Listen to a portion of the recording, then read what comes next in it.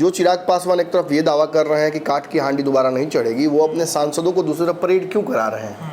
कांच की हांडी बार-बार नहीं चढ़ती। मुझे लगता है कि चिराग पासवान इस वक्त अगर भाजपा से किसी भी कारण से नाराज हैं तो उस नाराजगी का एक सबसे बड़ा जो चेहरा हो सकता है वो पशुपति पारस है कि चिराग आखिर भाजपा से क्यों लड़ना चाहेंगे या भाजपा चिराग से क्यों लड़ना चाहिए। वो चिराग पासवान कुछ दिन पहले बने थे जब वो कहे थे कि मेरी कोई शर्त नहीं है, एक ही शर्त है कि प्रधानमंत्री फिर से एक बार नरेंद्र मोदी बने। तो वहाँ से चिराग पासवान आखिर यहाँ कैसे आ जाएंगे कि चिराग पासवान ने किन मुद्दों पर नरेंद्र मोदी को और भाजपा को बताया है, जगाया है, विसल ब्लो किया है। जो लड़ाई भाजपा और उनके बीच होती उसे चिराग पासवान ने अपनी तरफ मोड़ लिया। तेजस्वी यादव से कुछ हद तक इसका क्रेडिट नीतीश खा गए और बचा कुचा अब बिहार में फिर से ये मुद्दा उठे उससे पहले चिराग पासवान इसमें कूद गए। विपक्ष क्यों क्रेडिट लेगा? मारेंगे हम ही और बचाएंगे भी हम ही। नमस्कार, पंचनामा देख रहे हैं जहां पे हम करते हैं खबरों की चीरफाड़ करेंगे खबर की, लेकिन सबसे पहले चिराग पासवान के इस बयान को आप सुनिए। कांच की हांडी बार-बार नहीं चढ़ती। ये जो सोच ये लोग रखते हैं ना कि भैया बार-बार एक ही पैंतरा आजमा लिया जाएगा। मेरे पार्टी के सांसद खुद इस बात का स्पष्टीकरण दे चुके हैं। हर कार्यक्रम में मुझे राष्ट्रीय अध्यक्ष चुने जाने पर भी उन्हीं लोगों की सहमति थी। तो जो लोग सोचते हैं कि भैया इस तरीके की सोच या इस तरीके के र्यूमर्स को हवा देकर चिराग पासवान को डरा लिया जाएगा, ये कांच की हांडी बार-बार नहीं चढ़ेगी। ये जो सोच है, जो मंशा है चिराग पासवान या लोक जनशक्ति पार्टी रामविलास के बढ़ते प्रभाव को इस तरीके के र्यूमर से डरा कर रोक लेने की विपक्ष की ये सोच कभी धरातल पर नहीं उतरेगी। तो आपने चिराग पासवान के इस बयान को सुना। अपने सांसद को तोड़े जाने के सवाल पर जो गर्म अंदाज में चिराग पासवान ने सबको हड़काया है कि उनके सांसद टूट रहे हैं, भाग रहे हैं। दूसरी तरफ एक और वीडियो आपको सुनना चाहिए, ये वीडियो भी आप सुन लीजिए। राष्ट्रीय जनता दल द्वारा हमारी पार्टी और एनडीए के बीच भ्रम फैलाने की कई कोशिशें की गई हैं। ये कोशिशें केवल हमारे गठबंधन को कमजोर करने और अपनी डूबती हुई नैया अपने राजनीतिक स्वार्थों को साधने के लिए की जा रही हैं। हम सभी जानते हैं कि हमारी पार्टी हमेशा से जनता की सेवा और देश के विकास के लिए समर्पित रही है। हम रामविलास पासवान जी की विरासत को आगे बढ़ाने के लिए प्रतिबद्ध हैं, समर्पित हैं। इन दिनों कुछ मीडिया चैनलों और राजनीतिक हलकों में यह चर्चा चल रही है कि हमारी पार्टी के भीतर किसी तरह का विभाजन हो सकता है। मैं यह स्पष्ट करना चाहूंगा, ये सब अफवाहें और भ्रम राष्ट्रीय जनता दल द्वारा जानबूझकर फैलाए जा रहे हैं। उनका मकसद साफ है, वे चाहते हैं कि हमारी पार्टी और एनडीए के बीच अविश्वास का माहौल बने ताकि वे उसका राजनीतिक लाभ उठा सकें, अपनी डूबती हुई नैया को बचा सकें। वे जानते हैं कि अगर एनडीए एकजुट रहता है तो उनकी राजनीति का कोई भविष्य नहीं है। इसी कारण वे इस तरह के भ्रामक बयान देकर हमारी पार्टी को कमजोर करने का प्रयास कर रहे हैं। राजद यह समझ चुका है कि बिहार और देश में उनकी राजनीतिक अप्रासंगिक नहीं रह गई है और इसीलिए ये इस तरह की अफवाह फैलाकर ध्यान भटकाना चाहते हैं। हाल ही में कई अफवाहें बोल रही हैं कि लोक जनशक्ति पार्टी के कुछ सांसद टूट रहे हैं, कुछ सांसद बाहर के लोगों से संपर्क में है। पर मैं ये सारी अफवाहों को खारिज करना चाहती हूँ। कल ही राजद के एक नेता ने ये दावा किया है कि अगर लोक जनशक्ति पार्टी के सांसद जुड़ना चाहिए, लोक जनशक्ति पार्टी को राजद की तरफ आ जाना चाहिए। पर मैं इस चीज पे बस यही कहना चाहूंगी कि ये जो तोड़ने की राजनीति है, ये जो लोगों को अलग करके, ये जो लोगों से दूर करा करके, विचारों से हट के सबको तोड़ काट के आगे ले जाने की राजनीति है, ये विपक्ष दलों की राजनीति है। हमारी राजनीति सक्रिय रह करके, साथ रह करके विकास की राजनीति। कुछ दिनों से मैं देख रही हूँ कि मीडिया के माध्यम से फेसबुक पर कुछ गलत पार्टी के अफवाहें फैला रहे हैं कि पार्टी टूट है। हम लोग अपने राष्ट्रीय अध्यक्ष जो हमारे चिराग पासवान जी हैं उनके साथ कंधे से कंधे मिलाकर हम लोग मजबूती के साथ खड़े हैं। ये अफवाह फैला रहे हैं जो आरजेडी के नेता हैं, अफवाह फैला रहे हैं कि उनके अपने जो मंसूबा है उसमें कभी कामयाब नहीं होंगे। हम लोग एनडीए के साथ हैं, मजबूती से साथ है, सबका साथ, सबका विकास, सबका विश्वास। तो आपने ये बयान सुने हैं चिराग पासवान के दोनों सांसदों के, जहां पर अरुण भारती हैं और शांभवी चौधरी हैं। ये स्पष्टीकरण दे रहे हैं कि हम कहीं नहीं जा रहे हैं, कहीं नहीं भाग रहे हैं। ये एक भ्रम फैलाने की कोशिश की जा रही है, आरजेडी पर हमला किया जा रहा है। आखिरकार इसका वजह क्या है? क्यों लगातार चिराग पासवान के सांसदों के तोड़े जाने की खबर पूरे मीडिया के घरानों में चल रही है?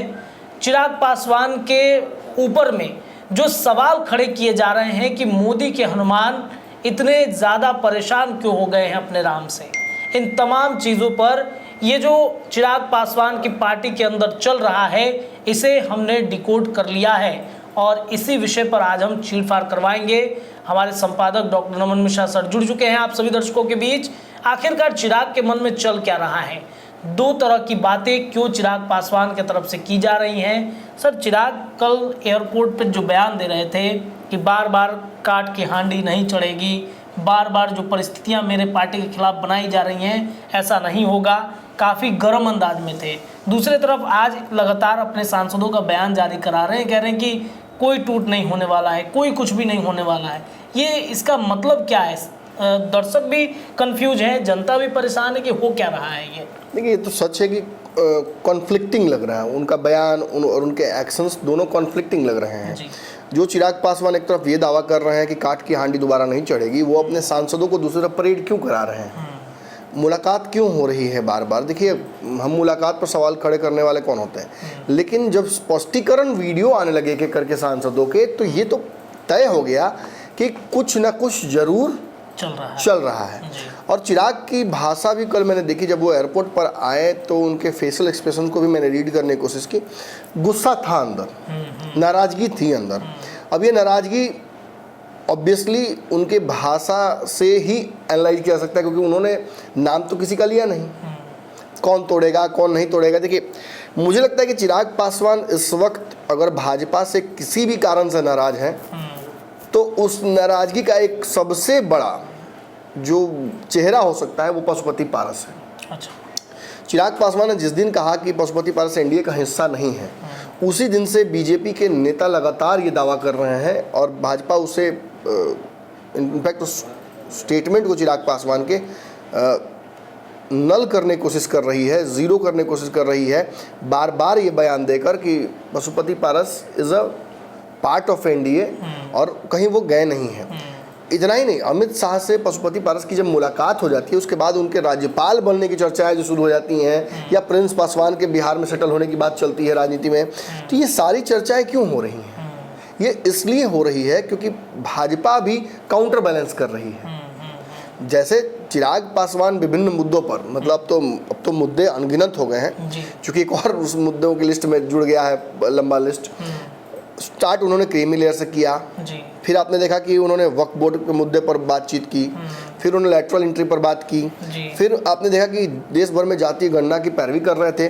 और कल तो हमें ये खबर आई कि संसदीय जो कमेटी बैठी थी अल्पसंख्यक और बाकी विभागों को लेकर, पिछड़ा वर्ग को लेकर, उसमें भी चिराग पासवान ने टीएमसी और कांग्रेस के तरफ से की तरह ही भाषा का उपयोग करते हुए देश भर में जातीय गणना का पक्ष रखा। जदयू भी कुछ हद तक उसके पक्ष में थी, लेकिन जदयू के एक सांसद जो है ललन सिंह, उन्होंने स्पष्ट किया कि हम इस मुद्दे पर एनडीए के साथ हैं, भाजपा के साथ है। लेकिन चिराग पासवान की पार्टी इसमें भी टीएमसी और कांग्रेस वाला स्टैंड देती नजर आई। तो क्या ऑल आउट वॉर माना जाए इसे? क्या बीजेपी और चिराग पासवान के बीच अब सुलह नहीं हो सकती है, तलवारें खिंच चुकी हैं, अंतिम युद्ध होकर रह जाएगा? नहीं, ऐसा नहीं होता दिख रहा है।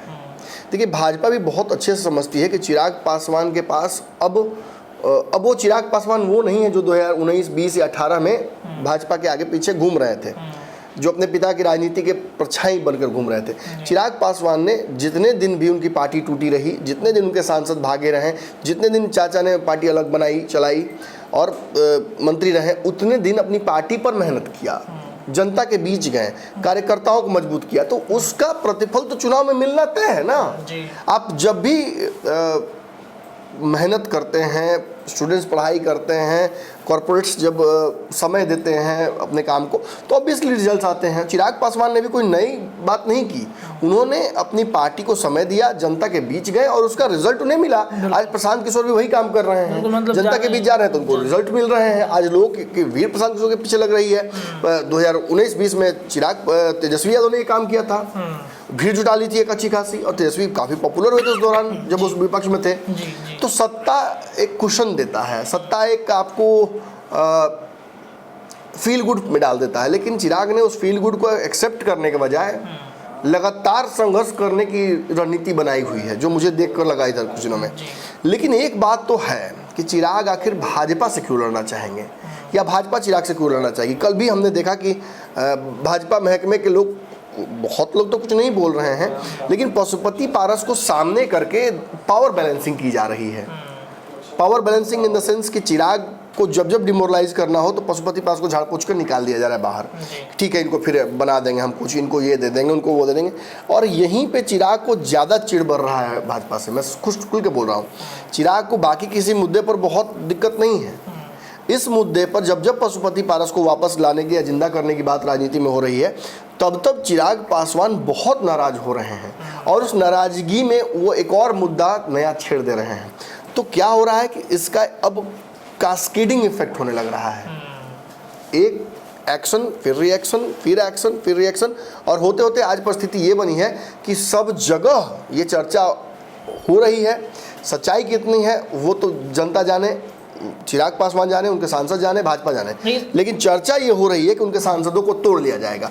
और उसी के रिएक्शन के तौर पर चिराग पासवान ने ये वीडियोस जारी करने शुरू कर दिए हैं, जिसमें उनके सांसद खुद ही ये बात बोल रहे हैं कि उनको कोई तोड़ नहीं पाएगा, वो चिराग पासवान के साथ है। चिराग पासवान से भी जब मेरी बात हुई तो उन्होंने यही कहा कि एक एक व्यक्ति जो मेरी पार्टी में है इस वक्त, वो सभी मेरे संघर्ष के साथी हैं। सांसदों को भी हमने जब जिम्मेवारी दी तो हमने बहुत सोच समझकर बातचीत करके दी थी कि एक लंबा संघर्ष हमने किया है, और आपको अगर हम टिकट दे रहे हैं तो ये कई कार्यकर्ताओं के टिकट को, महत्वाकांक्षा को हम थोड़ी देर के लिए होल्ड पे रख कर दे रहे हैं। सबको तो हम टिकट नहीं दे सकते हैं, लेकिन आपको हमने चुना है, तो बदले में आपसे हम एक ही चीज़ मांग रहे हैं, लॉयल्टी। याद होगा आपको, इसी लॉयल्टी का जो चेहरा है वो चिराग पासवान कुछ दिन पहले बने थे, जब वो कहे थे कि मेरी कोई शर्त नहीं है, एक ही शर्त है कि प्रधानमंत्री फिर से एक बार नरेंद्र मोदी बने। तो वहाँ से चिराग पासवान आखिर यहाँ कैसे आ जाएंगे, आखिर भाजपा की सरकार के खिलाफ चिराग पासवान कैसे खड़े नजर आएंगे। देखिए, उसके पीछे 2-3 कारण हो सकते हैं। एक तो मैंने पशुपति पारस का कारण बताया, दूसरा हो सकता है कि चिराग पासवान जेन्युइनली भाजपा को इन पचड़ों से बचाना चाहते हो। वक्फ बोर्ड का मुद्दा हो, लेटरल एंट्री का मुद्दा हो, हिंदू डिवाइड होता है, इससे क्रिएट होता है, इन मुद्दों पर हो सकता है कि वो चिराग पासवान भाजपा को, मोदी जी को ये एहसास कराना चाहते हो कि आप इस लफड़े में न पड़िए। मतलब वो ये दर्शाना चाहते हैं कि ये रोड़ा है आपके रास्तों का, अगर इस पे अगर आप जाएंगे तो एक ही गलती बार बार मत कीजिए।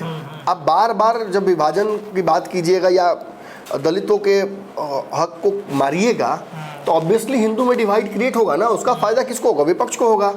तो ये एक बड़ा मुद्दा ये भी हो सकता है जो मैं बार बार कह रहा हूँ।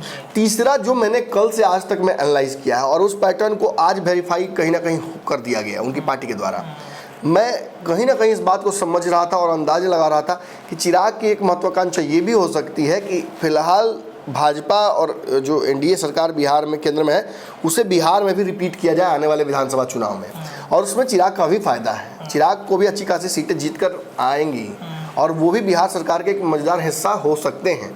आगे चल के चिराग के पास समय बहुत है, मैं बार बार कह रहा हूँ। इस बार नीतीश को फिर से मुख्यमंत्री बनाना एक बड़ी चुनौती होगी एनडीए के लिए, क्योंकि कई लोग ताकत लगा रहे हैं इस बार और एनडीए के ही वोट में सबसे इनमारी करने की कोशिश करें, प्रशांत किशोर या जो भी हो। तो और निर्दलियों का भी एक बड़ा इस बार दिख रहा है हुजूम। तो चिराग हो सकता है कि ऐसी तैयारी कर रहे हों जिसमें उनका टारगेट बीजेपी या नीतीश कुमार नहीं बल्कि तेजस्वी यादव। क्यों? आप जरा फिर से वो बयान सुनिए जिसमें उनकी पार्टी की सांसद शांभवी चौधरी और उनके पार्टी के सांसद जमुई के अरुण भारती दोनों जो अपनी बातें रख रहे हैं उसमें सीधे शुरुआत वो यही कर रहे हैं कि राजद ने ऐसा किया, राजद के नेता ऐसा चाहते हैं, राजद ये रूमर फैला रही है कि हमारी पार्टी के सांसद टूटने वाले हैं। मतलब रडार पर किसको रख दिया गया? आरजेडी को आरजेडी के कंधे पर बंदूक रख दी गई, आरजेडी को निशाने पर ले लिया गया। आरजेडी के नेता ने कल ही शक्ति यादव ने ये बयान दिया था कि इनके सांसद टूटने वाले हैं, उसको भाजपा तोड़ने वाली है, भाजपा ऐसा ही करती है, अपने सहयोगियों को कमजोर करती है। और चिराग विधायक हैं आरजेडी के, उन्होंने भी कहा है जी। तो हम मुकेश रोशन ने ही शायद कहा है, उसके बाद ही शक्ति यादव और बाकी सारे लोग बोल रहे हैं। तो उस बयान का ही रिटेलिएशन कहीं ना कहीं ये लोग कर रहे हैं। ये चाहते तो दैनिक भास्कर में छपे आर्टिकल के पीछे जो भाजपा नेता हैं उसकी भी बात कर सकते हैं। अब देखिए इसी बीच में बीना देवी का भी वीडियो आ गया, तो एक एक करके सारे सांसदों का वीडियो धीरे धीरे रिलीज हो रहा है। बीना देवी का मैं चाहूँगा कि उनका भी वीडियो आप दिखाइए, वो भी राजद पर ही हमला कर रही हैं। मतलब चिराग पासवान की पार्टी ने भले बहुत लेट लेकिन रणनीति अब छुपा के खेल रहे थे, लेकिन अब रणनीति हमने पकड़ ली है। उनके रडार पर भाजपा नहीं है, उनके रडार पर तेजस्वी यादव है। तेजस्वी यादव को कमजोर करने की रणनीति पर वो काम कर रहे हैं। अब आप कहिएगा कि केवल ये वीडियोस बना देने से सांसदों के क्या तेजस्वी कमजोर हो जाएंगे? नहीं।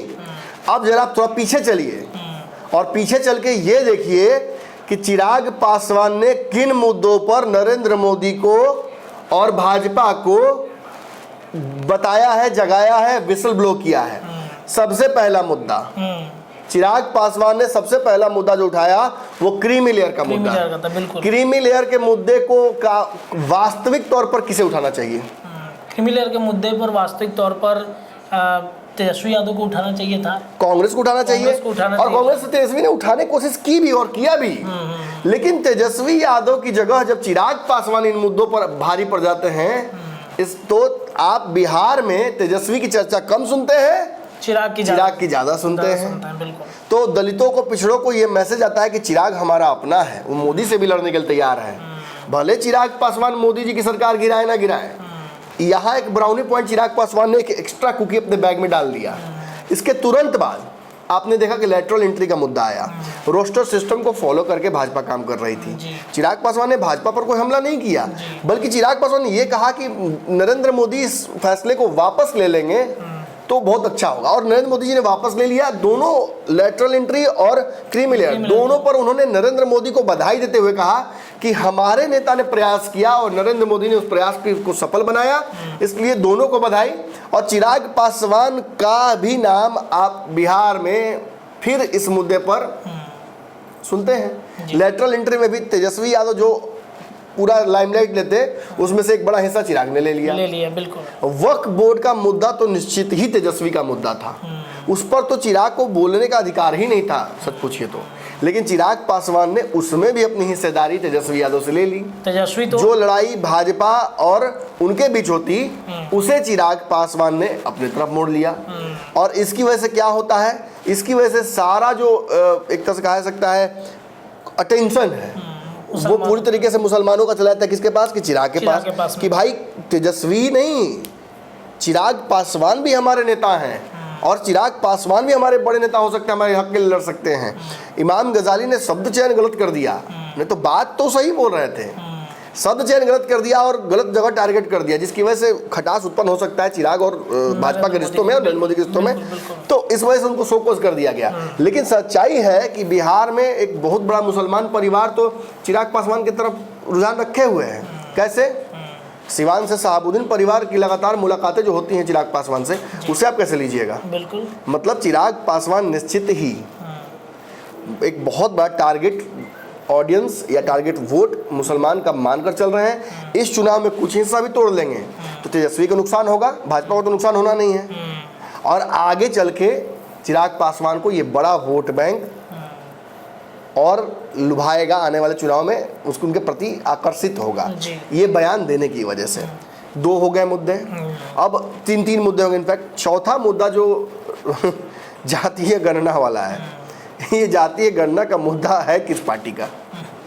ये तो बिहार में सब पार्टियां कहती हैं कि सब हमारा पार्टियां कर ले, लेकिन आपको याद रहना चाहिए कि इसे तेजस्वी यादव ने शुरू बिल्कुल, किया। बिल्कुल, तेजस्वी यादव को नीतीश कुमार ने तेजस्वी को इस बात का क्रेडिट भी दिया सबके सामने कि यही मेरे पास लेकर आए थे मुद्दा, जिसकी बाद मैंने इसकी शुरुआत की।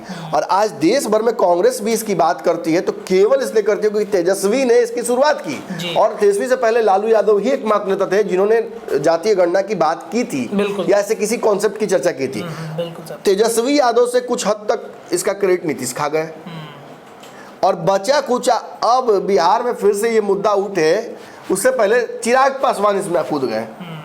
विपक्ष क्यों क्रेडिट लेगा? मारेंगे हम ही और बचाएंगे भी हम ही। मारने वाला है। चिराग पासवान मारने, तो विपक्ष की भूमिका भी अब ये एनडीए वाले ही निभाएंगे, उसमें भी तेजस्वी और कांग्रेस को जगह नहीं देना चाहते हैं। मतलब ये पूरी तरीके से रणनीतिगत तरीके से लड़ाई लड़ी गई है। चिराग पासवान को अगर भाजपा से लड़ना होता, तो मैं आपको खुल के कह रहा हूँ, ये इसको आप गांठ बांध लीजिए बड़े बड़े विश्लेषक, चिराग पासवान, अब बड़े बड़े चैनल वाले जो चिराग के पार्टी टूट जाएगी, ये टूट जाएगी, वो हो जाएगा, काट के अंडी फिर चढ़ जाएगी। भाई चिराग पासवान को अगर भाजपा और नीतीश कुमार से लड़ना होता, तो अभी जो उपचुनाव होने वाले हैं उनमें प्रत्याशी वो देते हैं। जी।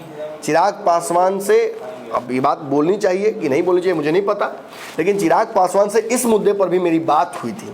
मैंने स्पष्ट पूछा था, उन्होंने कहा कि इंटरव्यू नहीं दे सकते अभी। मैंने कहा कि फिर जवाब दे दीजिए मेरी बात का, क्योंकि हमको यहाँ का विश्लेषण करना होगा। तो इस मुद्दे पर बात हुई थी, उन्होंने कहा था कि मैं उपचुनाव में प्रत्याशी क्यों दूंगा, मैं एक एनडीए का मजबूत अंग हूँ, मैं नीतीश कुमार और नरेंद्र मोदी दोनों को मजबूत देखना चाहता हूँ। मैं नीतीश कुमार को भी मेरे जो ड्राफ्ट है बिहार फर्स्ट बिहारी फर्स्ट, उसको इम्प्लीमेंट करते हुए 5 साल देखना चाहता हूँ। मैं देखना चाहता हूँ कि इस बिहार के सदन में मेरे विधायक बैठे और वो नीतीश कुमार से मांग करें और नीतीश उस मांग को माने, बिहार फर्स्ट बिहारी फर्स्ट के जो पॉइंटर्स हैं। और उसके लिए मैं नीतीश कुमार को अपना मुख्यमंत्री मानने के लिए तैयार हूँ। उन्होंने बयान भी दिया कि मैं नीतीश कुमार को मुख्यमंत्री देखता हूँ, 25 में बना चाहता हूँ, और उसके लिए हमारी पार्टी काम करेगी। बिल्कुल बिल्कुल। तो मतलब चिराग पासवान को अगर लड़ाई भाजपा से लड़नी हो, तो 5 सांसद खींचना या ये करना वो करना नहीं करेंगे, वो सीधे तौर पर जाएंगे और उपचुनाव की सीटों पर लड़ जाएंगे। जैसे ही वो 2 सीट 3 सीट 4 सीट पे पूरी सीटों पर लड़ जाएंगे उपचुनाव में, खेल वहीं से गड़बड़ा जाएगा। भाजपा और नीतीश कुमार दोनों नाराज होंगे। नीतीश को लगेगा भाजपा ने खेल कर दिया फिर मेरे साथ, और फिर ये एनडीए का कुनबा पूरा चरमरा जाएगा। चिराग सामने से क्यों वार करेंगे? राजनीति में सामने से वार करना बहादुरी नहीं है, घुमा कर खेलना, पीछे से वार करना, बिल्कुल। मतलब मौका पर वार एक करना। संभावनाएं जो तेजस्वी यादव अपने लिए बनाना चाहते बिहार में, उसे सारे मुद्दे तो बड़े बड़े विश्लेषकों को दिमाग काम नहीं कर रहा है। सारे मुद्दे तो वो तेजस्वी के छीन रहे हैं। बिल्कुल बिल्कुल। रोटी छीन रहे हैं तेजस्वी का, और लड़ाई बताया जा रहा है भाजपा चिराग में। बिल्कुल। तो आज इसीलिए मैंने आपको कहा कि मैंने 24 घंटे में जो ऑब्जर्व किया है बिहार की राजनीति को, मैंने सभी नेताओं से बात की है, बहुत बातचीत की है, बहुत जानने की कोशिश की है, घुमा घुमा कर सवाल फ़ोन पर पूछे हैं, अलग अलग तरीक़ों से मैंने 3rd डिग्री दिया है नेताओं को। सभी यही कह रहे हैं कि कोई विवाद नहीं है, निश्चित ही 2 पार्टियां गठबंधन में होती हैं तो विभिन्न मुद्दों पर उनका विरोधाभास होता है, and that is completely acceptable. और चिराग पासवान ने किसी मुद्दे पर मोदी का विरोध करते हुए अगर चाहते तो वो सड़क पर उतर सकते थे, लेकिन उन्होंने नैतिक समर्थन ही केवल दिया है। तो एक तरफ आप जहां देख रहे हैं कि चिराग पासवान अति महत्वाकांक्षी नजर आ रहे हैं, वहीं उनकी महत्वाकांक्षाएं किस कारण से, किसके लिए हैं, ये भी बहुत महत्वपूर्ण है। देखिए, मोटिव देखना चाहिए। भाजपा चिराग के सांसदों को क्यों तोड़ेगी, उससे क्या फ़ायदा भाजपा को हो जाएगा, इसका मोटिव नहीं है। और जब मोटिव नहीं होता है तो कोई क्राइम एग्जिस्ट नहीं करता है। और वहीं चिराग पासवान के मोटिव को आप देखिएगा कि वो इन मुद्दों पर बोल क्यों रहे हैं। तो उनका मोटिव क्या भाजपा से लड़कर और एक मंत्रालय लेना है? क्या ये हो सकता है? नहीं हो सकता है, ये नहीं हो सकता। चिराग ने ऐसी कोई शर्त रखी ही नहीं थी, और वो बहुत खुश थे जब वो मंत्री बने, और उनके पार्टी के लोग भी बहुत खुश थे। तो चिराग का मोटिव ओनली यहाँ नजर आ रहा है भविष्य की राजनीति और तेजस्वी यादव के मुद्दों की चोरी। चोरी मैंने कहूँगा डकैती, दिन दहाड़े, इसीलिए आपने देखा कि राजद इस मुद्दे पर क्यों पड़ती, लेकिन राजद कूद गई। राजद इसलिए कूदी कि राजद को लगा अरे ये बोल रहा है किसी और को, लेकिन हमला इसके किसी और नहीं। बताते हैं कि लड़ाई होती है तो आप देखोगे लड़ाई में दूसरा आदमी हाथ साफ कर लेता है, बचाने जाएगा दूसरा थप दे देगा, कर ही लेता है, करे दूसरा थप दे दिया, मतलब दूसरा थप दे दिया। चिराग यही काम दिखाकर भाजपा को, तेजस्वी को कर रहा है। सीधी बात है, इससे बेटर एक्सप्लेनेशन इस चीज़ का नहीं हो सकता है। और फॉर वंस और एंड फॉर ऑल ये मुद्दा मुझे लगता है कि आज समाप्त हो गया। चलिए बिल्कुल, देखिए चिराग पासवान के पार्टी के सांसद एक एक करके वीडियो जारी कर रहे हैं, तो आखिरकार चिराग का मोटिव क्या था? क्या चिराग ने जो बातें कही कि भाई काट की हांडी बार बार नहीं चढ़ सकती है, उन बातों में इन सभी सांसदों के बयान को अगर देखा जाए तो वो सच्चाई की तरफ बढ़ रहा है? क्या डैमेज आरजेडी को करना था, तेजस्वी को टारगेट करना था, और यही वजह थी कि चिराग पासवान ने एक एक करके सभी सांसदों के जो बयान हैं वो जारी करवानी शुरू कर दी है। आज के पंचनामा के चिड़फाड़ में इतना ही, लेकिन पंचनामा लगातार जारी है। जुड़े रहिए अपने चैनल के साथ, अपनी राय रखिए। बहुत बहुत धन्यवाद।